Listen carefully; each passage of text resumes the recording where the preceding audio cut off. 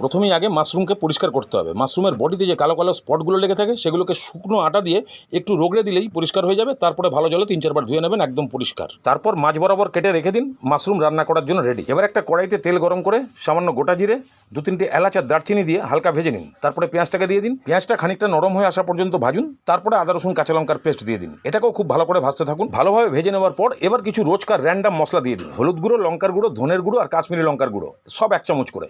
এগুলোকে দিয়ে হালকা মিশিয়ে দিয়ে তারপর দিয়ে দিন টমেটোটা, সামান্য একটু নুন দিন।